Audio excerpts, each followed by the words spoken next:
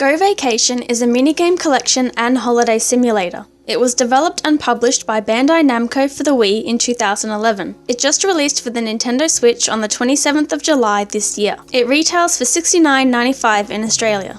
I got the Wii version a bit over a year ago and enjoyed it, as it allowed me to go onto a beach without feeling sick. Although the only person who I could convince to play with me was my little sister. Before the Switch version was announced, she would ask if she could play it with me. After the announcement, I made her hold on until the Switch release. Now I can bring it over to her house anytime. You can play with up to 3 other players locally in split screen. This can even be done in tabletop mode, not that I would do it as some activities are hard enough to see in with the 3+ players. You can play in handheld or with Pro controllers, dual Joy-Cons with optional motion control mode, and single Joy-Cons. With the single Joy-Cons, motion controls are required. There is also an option for 4 Switch systems to connect locally with 1 player each, although I don't know how many people will be able to use that mode. Kauai Island has 4 resorts: Marine, Snow, City, and Mountain. This minigame collection is presented in these resorts. They are somewhat large areas you can traverse in, take pictures in, jump on people's heads on, and so on. You can travel to the minigames via different kinds of gear or by catching the resort's transport.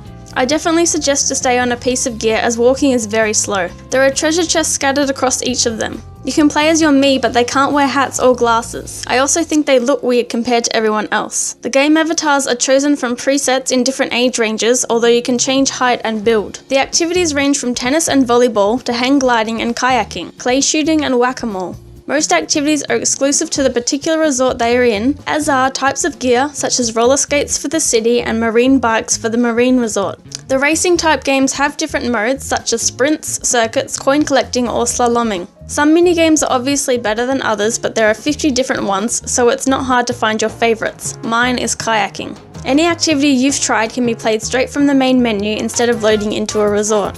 After playing an activity once, you can play the higher difficulties and different modes. Some activities are cooperative, although most are competitive. Turns have to be taken for a few of them. When first playing through the game, you are guided through a stamp dash where they ask you to complete certain activities. Doing this stamp dash will unlock the other resorts, new features, and a villa. The villa is a large house that you can decorate in different styles and furniture you unlock with your keys. The keys are awarded from leveling up, which is done through completing challenges and collecting points. In the villa area, you can also wear any outfit you like, as they are normally exclusive to their resort. No wearing bikinis in the snow, unfortunately. You can customize your gear color and patterns. Some people have said that there's new patterns. The stamp dash is fairly short, but there are about 80 challenges to complete. There are also wild animal photos to take. You have to push in the left stick to open camera mode to do this. At some point you unlock visiting the resorts at sunset or night, which opens different photo locations and animal appearances. There is plenty to do in the game. Playing the game on different days gives you daily gifts that give you awards such as more dog breeds or different outfits. Playing with others can have a bit of a problem, as when one person picks an activity, everyone will teleport to it in 5 seconds. This includes for photos or talking to NPCs. It also happens when changing clothes. Not counting the activities, they will teleport back to roughly where they were.